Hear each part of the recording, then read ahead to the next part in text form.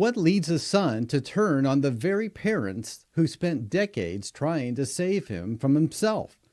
Could a lifetime of battling addiction and reoccurring homelessness create a psychological fracture so deep that it overrides the most basic human bond? Welcome. I'm a licensed professional counselor, and this is my mental health analysis of the Rob Reiner case. I will be focusing on the main mental health and psychological indicators while providing the backstory. I don't just talk about the crimes. I talk about the psychology behind the crimes and the mysteries that captivate us. I look beyond the facts of the case to understand the why of the crime.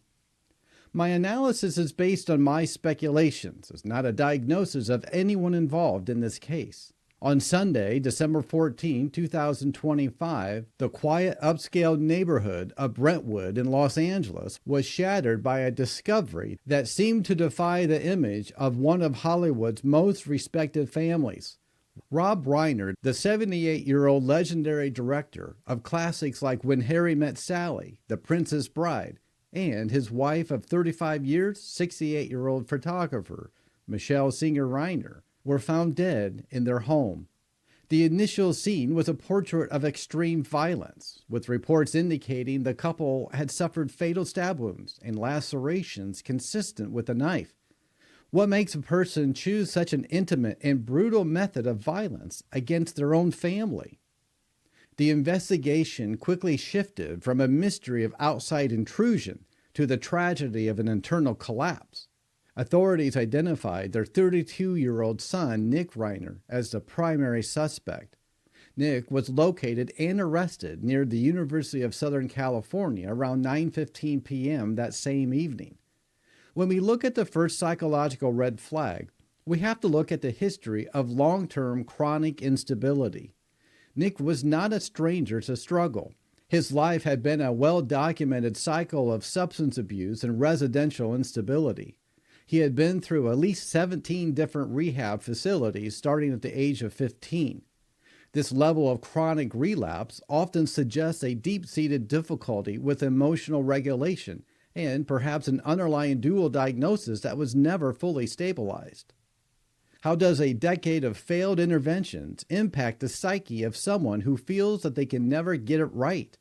The psychology of addiction often involves a narrowing of the world until the substance or the internal pain is the only thing that matters. In 2016, Nick had spoken openly about being homeless in states as far apart as Maine and Texas. This reveals a pattern of geographic cures, where an individual moves to escape their problems, only to find the problems are internal. They follow you wherever they go. From a mental health perspective, this chronic homelessness, despite having a wealthy and supportive family, suggests a severe disconnect from reality or a profound sense of self-sabotage. It raises the question of whether there was an avoidant attachment style at play, where the help being offered felt more like a threat to his autonomy than a lifeline. Is it possible for a support system to unintentionally become a trigger for a person's deepest feelings of inadequacy? The weekend of the tragedy provides a specific window into the psychological escalation that led to the crimes. On the Saturday night before the bodies were discovered, Rob and Nick were reportedly heard arguing at a holiday party hosted by comedian Conan O'Brien. Witnesses described Nick's behavior as erratic and alarming, with one source noting he was asking guests if they were famous in a way that felt a little crazy. This type of social inhibition and fixation on status can be a sign of a manic episode or a drug-induced psychosis. When a person's behavior becomes erratic in a public setting, it usually means their internal coping mechanisms have completely failed. The argument at the party reportedly centered on a familiar theme. Nick had relapsed and was refusing to go back into the treatment facility. This creates a psychological pressure cooker known as a familiar impasse. The parents, driven by fear and love, want to control the environment to keep the child safe. The child, driven by addiction and a desire for agency, perceives that help as a form of imprisonment or judgment.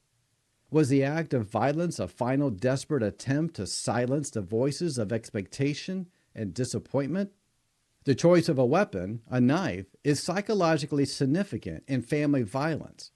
Unlike a firearm, which allows for distance, a knife requires close physical proximity and sustained effort.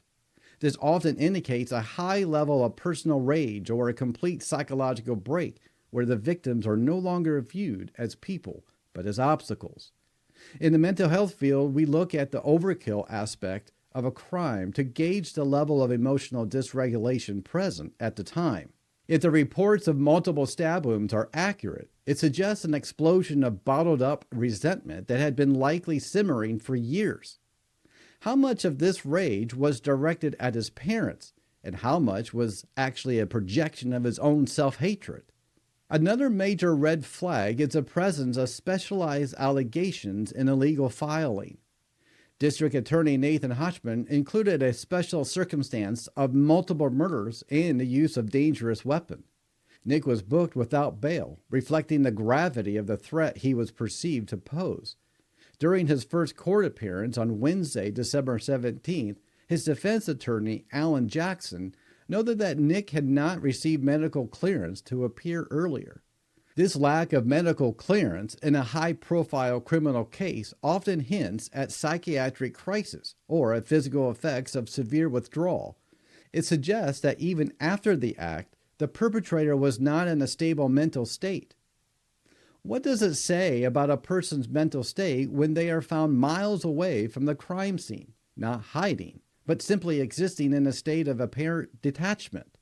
The discovery of the bodies by their daughter adds a layer of secondary trauma to the family dynamic. Their daughter had reportedly gone to the house after a massage therapist was unable to get inside for the appointment. She initially found her father and fled the house in such anguish that she didn't realize her mother was also a victim. This detail highlights the suddenness of the event. The victims were living their normal lives, scheduling appointments, and going to parties, unaware that the threat was already inside. From a psychological standpoint, this inside threat is the most difficult for a family to guard against because it requires a level of suspicion that contradicts parental love. Did the Reiners' history of accuracy and compassion make them more vulnerable to the person they were trying to save? We must also consider the psychological impact of the golden child versus identified patient dynamic. Nick's siblings, Jake and Rami, were high-functioning and successful, while Nick was the one the family constantly had to fix. In family systems theory, the identified patient often carries the stress and dysfunction of the entire family unit. If Nick felt like he was the black sheep whose only identity was his addiction, his resentment towards his parents might have been fueled by a perceived inability to ever live up to the Reiner name. Is murder in these rare and tragic cases a way of ending the story because the perpetrator sees no other way to change the narrative? The fact that Nick and Rob had worked together on a film about addiction, Being Charlie, is a profound psychological clue. It shows that the family was not in denial. They were actively trying to process their trauma through art. However, for a person struggling with deep shame, having your life's lowest points turn into a project might have felt like a double-edged sword. It kept the trauma alive in public, perhaps preventing Nick from ever truly moving past his identity as a struggling addict. Can the very act of processing trauma sometimes keep a person trapped in a role of a victim? Since the arrest, social media has been flooded with body language analysis and speculation about Nick's mannerisms in past interviews. People point to his flat affect or unusual eye contact as retroactive proof of his guilt or evil nature. As a mental health professional, I have to caution against this. These traits are often just as consistent with neurodivergence or other long-term effects of substance abuse. Labeling someone as born bad ignores the complex intersection of brain chemistry, trauma, and the environment. The tragedy isn't that a monster lived among them, but that a son lost in a fog of mental illness and addiction could no longer see the love being offered to him. What happens to the human mind when it loses the ability to distinguish between a helping hand and a perceived enemy? The case of Nick Reiner is a stark reminder of the limits of resources. Even with the best doctors, the most expensive rehabs, and a family with unlimited means, the human psyche can still fracture. It challenges the idea that we can always fix mental health issues if we just have enough money or love. Sometimes the pathology is so aggressive that it consumes the individual and everyone in their immediate orbit. The why in this case likely lies in that Saturday night argument, the moment where the fear of another 18th rehab collided with the brain possibly altered by drugs or a psychotic break. Was this a premeditated act or a final snap of a mind that had been breaking for 20 years? As this case moves through the court system, more details about Nick's medical and psychiatric history will likely emerge. But for now, the red flags are clear: chronic relapse, residential instability, and a history of volatile familial conflict. These are the ingredients that, when combined with the lack of proper stabilization, can lead to the unthinkable. This is a story of a family that tried everything, and a son who, for reasons we may never fully understand, felt that everything wasn't enough. The psychological betrayal here is the most painful part, the destruction of the caregiver by the caree. I debated whether or not to do a video on this. My goal is not to create a sensation at all. My goal is to bring awareness to mental health and mental health illnesses and how that influences negative behavior like crimes. And this one really stood out to me because there was a mix of addiction, there's a mix of maybe some psychosis because of the addiction, and the failure of the rehabs, multiple rehabs. And it's so classic in people with addiction. And it's so sad to see such a public figure as Rob Reiner and how his family really suffered behind the camera. I grew up with Rob. I watched him on All in the Family. You may have too. I love the movies that he directed. He's an icon in Hollywood. Most of us know who he is, but most of us have no idea about his personal life. Sometimes the people that are the most visible have the most struggle behind the scenes. And it's so difficult to be able to manage that in the public eye and try to manage in the private life.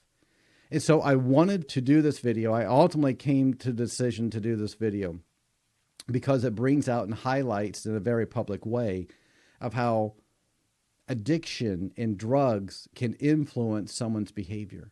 It could drive them to do something that they would never do if they were sober. So what did you think about this case? Were there any elements that stood out to you? Let me know. If you want more mental health analysis of true crime stories like this one, be sure to subscribe for more. And if you found this case compelling, be sure to watch this next story. It will make you more aware of your surroundings. Thank you for joining me today. Until next time, stay curious, stay safe.